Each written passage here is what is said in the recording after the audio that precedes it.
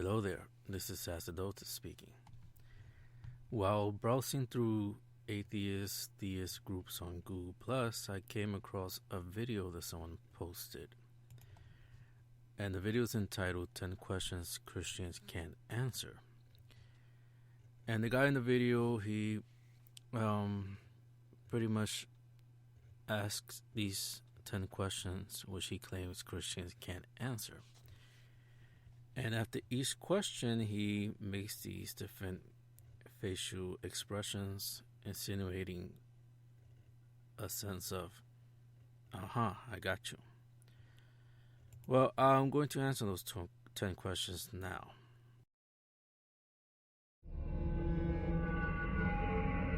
Ten questions Christians can't answer. Question number 1. When Noah's Ark landed, how did the kangaroos make it back to Australia? Number 1. Well, for one, kangaroos are not mentioned. But for argument's sake, Genesis 6 verse 20 states that the animals will come to Noah. Since this was the explanation God gave, then we know that God will have taken care of the whole animal situation. Luke 1 verse 37 states that with God, nothing is impossible. In light of this, how can one believe that there was any difficulty in the transportation and migration of animals, when the one who created them and all that exists was guiding the process and can do the impossible? Then there is Pangea and land bridges, etc., which I don't have time to go into now. Question number 2. If the ark was covered in pitch or tar to make it watertight, it also made it airtight. How did the animals survive more than 1 or 2 days living in complete darkness without any fresh air? Remember, the rain lasted 40 days and 40 nights. Noah couldn't open the window in the top. Number 2. Actually, there was an opening on the ark. Genesis 6, verse 16. The guy in the video did not read the text, as nothing he claims in his question is in the text. In the Bible, there is a code system of numbers called the gematria. 40 days means a period of preparation or purification. So the whole idea of 40 days, you have to look at it via this code system called the gematria. Jesus, 40 days in the temple, in the desert rather. And Moses and the Hebrews, the Israelites, 40 days in the desert. Question number 3. Since Adam and Eve didn't know right from wrong before eating from the tree of the knowledge of good and evil, why did God then punish them for something they didn't understand they were doing? Number 3, we are not told explicitly if Adam and Eve knew right from wrong. Being that the conscience is hardwired in human beings, then it is safe to say that they had this ability. Moreover, Genesis 2, verses 16 and 17 states that God warned both not to eat of the tree of knowledge of good and evil. If someone tells you not to do something, then it is understood that doing the contrary is a negative or a wrong action. Question number 4. Why would God place a forbidden tree in the garden so close to his innocent creation and allow Satan to tempt them into eating from it, all the while looking on without doing a thing to prevent it? 4. The same reason why psychologists use independent variables. Testing. Both Adam and Eve were put to the test. This test would demonstrate the capacity of human beings with free will to obey God, to follow instructions. God, out of respect for the free will of Adam and Eve, did not intervene, which this goes into the problem of evil in philosophy. Question number 5. When the women went to Jesus' empty tomb, was the stone already rolled away, or did an angel roll it away after the women got there? Number 5. Each of the Gospels were written for specific audiences. This is why some go into more detail than others, and emphasize certain themes or ideas. If we are to combine all accounts, we will see the arrival of the women, the stone, an angel or angel-like figures, and the guards. Question number 6. On the first day of the week, when Jesus rose from the dead, how many women went to the tomb, and which ones?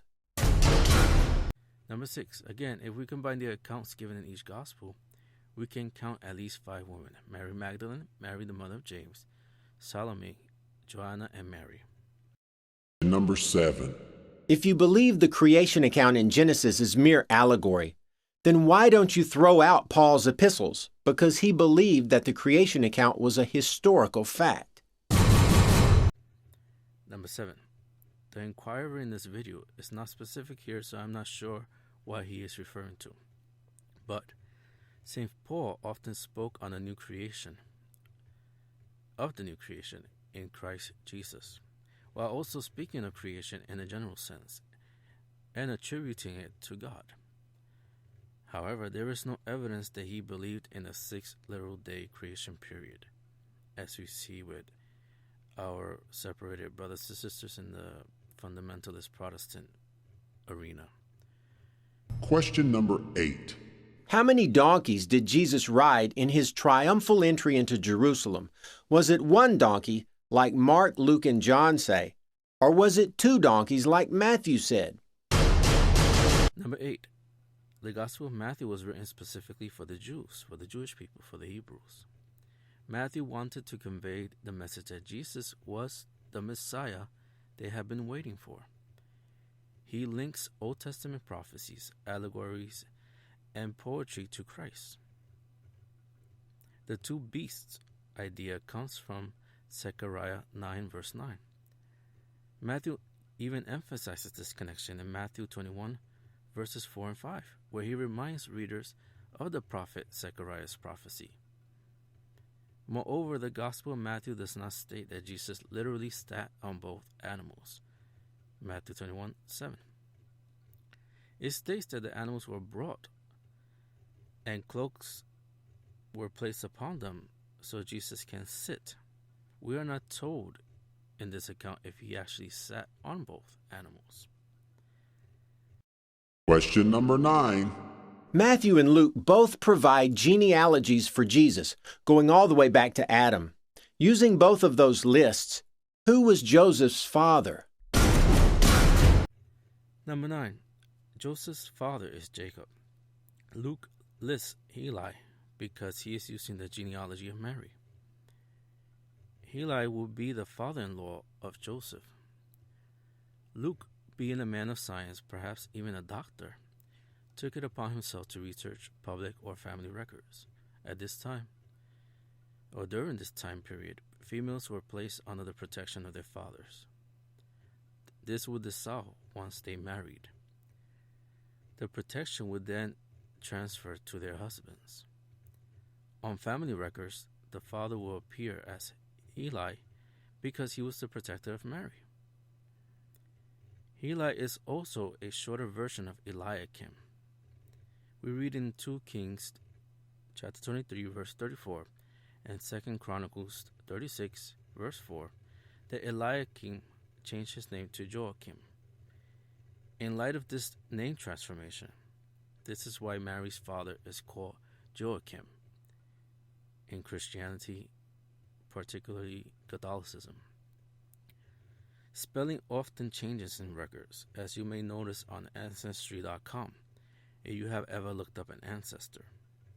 And this may be due to penmanship, spelling, or an intentional misspelling in order to be able to pass oneself off as a member of a particular nation. Question number 10. Was Jesus crucified on the first day of Passover, like the Gospel of John says, or the next day, like the other 3 Gospels say?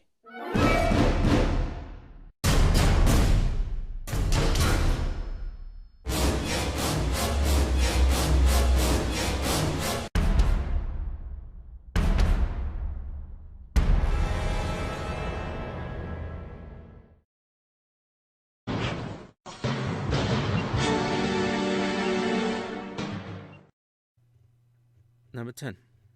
At the time, the Pharisees and Sadducees conducted their Jewish rituals differently.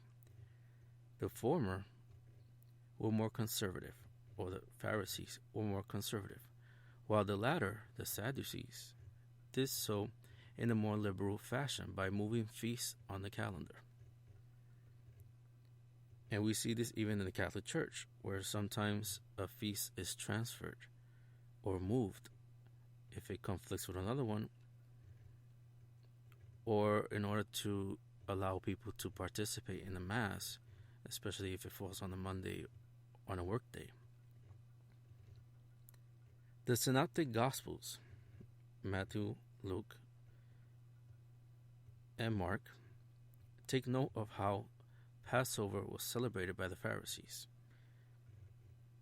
while the Gospel of John presents it via the way the Sadducees celebrated it, which was by moving the date around.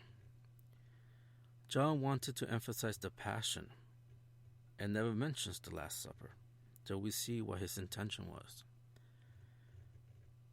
Jesus followed the traditional celebration or the way the Pharisees celebrated. This means the day of preparation was on Thursday, when he had the Last Supper, and the Passover will follow into Friday, which is Good Friday for Christians.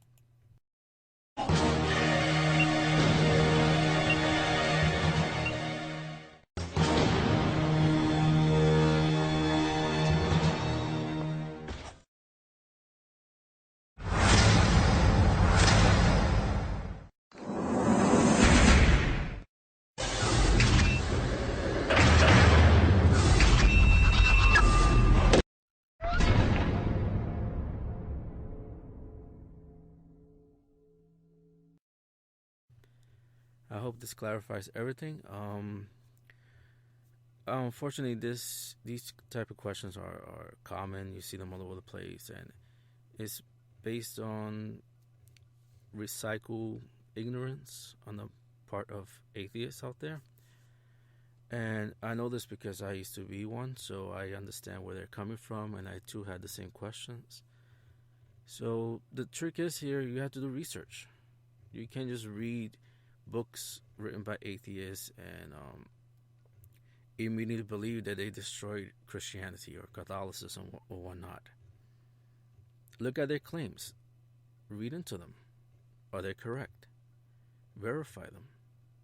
Don't just believe it because you read it and you happen to be an atheist and it agrees with you. That will be confirmation bias.